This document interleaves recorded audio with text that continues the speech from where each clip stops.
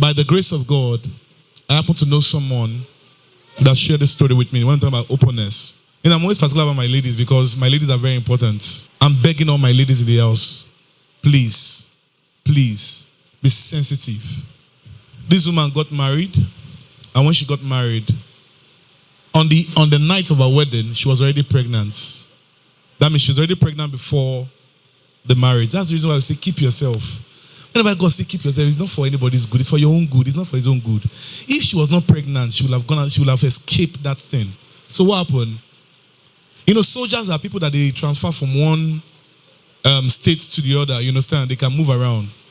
And sometimes, someone like Pastor now, if you say he's not married in another place, they can believe him. Am I right? Yes. There are guys that are allowed his age that are not married now. No, I don't know if you agree with me. Yes, there are guys of 40 years, 45 that are not married. But please listen to this. But it doesn't really play like that for a woman. Do you agree? Listen, I want you to learn from the story I'm about to share. I intentionally asked Damola to cover this story. I hope you're covering it. I want someone to go and hear it again and listen to it. So what happened? This lady is this woman is the most pretty in the whole of her community during that period. When someone is pretty, pretty brings pride. As in facial beauty somehow. And she was sorted after. She was dating a particular guy. The guy moved to outside the country then, and she was waiting on the guy. And she met this. To show how pretty she was using a car at that time, as a young lady. This woman I'm talking about now should be in a maybe late 50s or 60. She's the one that shared the story.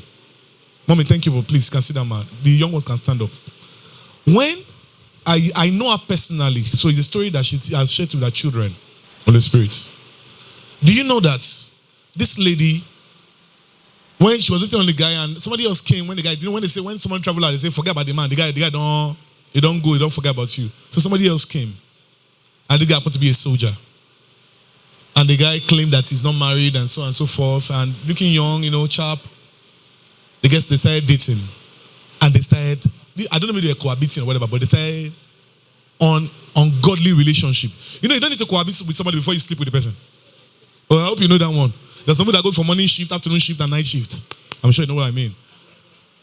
And the next thing, when the marriage was about to get, she was already pregnant.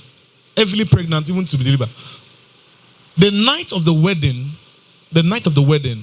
because she would come married to the husband's house, that was when she was told that this guy, all the children she had been seeing in the family house belonged to this man. About 6 children. And this man has married 3 different women. 3 different women.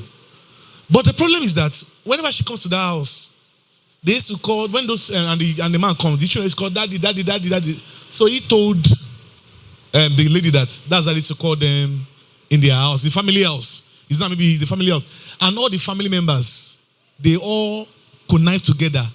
Now, this woman was already pregnant. She could not go anywhere. Listen. Her plan was that when I deliver, I would dissolve the marriage. A true story. I'm not sharing things by Mola. I'm not sharing African magic. Before she was able to get pregnant, to deliver, an injury started happening in her leg. In my language, they call it Egbo Adajino. That means an injury that does not get healed. Do you know that this woman nursed this injury even up until now? And her children are already, one of her child, she was pregnant for that particular girl. I'll not mention her name. Now, that thing was an arrow that they used to keep her, that she's not going anywhere. Do you understand what I mean? They kept her there that she's not going anywhere. So that she gave birth to the second child. And that was how this woman, anytime you see her in a place of work, she's always lost in thoughts because she's regretting her life. About 5 years later, the guy that left for abroad came back. She was weeping. My mom shared this story with me one-on-one, and I know the woman. One-on-one. The child that she gave birth to, the first daughter, said, I want to be a lawyer. You know why she wants to be a lawyer? She said she wants to avenge for her mom what her dad did to her mom. And her dad was always beating the mom, molesting the mom, and so on and so forth. But as God will have it, before the girl she's a graduate today, the man passed on. My ladies and my sisters, I'm begging you, stop sleeping around with if you're a Christian, any man that tells you to sleep with me before I can marry you, or that even if I'm not going to marry you, just know he's an irresponsible man. He will change later. You're not the Holy Spirit. Let the Holy Spirit change him. You don't need, one thing I've learned about as pastor in counseling, when people come for you for counseling, they don't listen. Most people already have what they want to do in their mind, especially ladies. You just come to hear your opinion. What I'm saying is from the altar, you can accept it or discard it. See, today, this woman now, she's living in regrets. And that injury is still there up until today. This is how she's always moving up and down. If you see her, you know she's pretty in the face, but they disfigured this woman's life. I'm begging all of you. And you guys, you call yourself a guy, a child of God, and you are after destroying other people's daughter's life.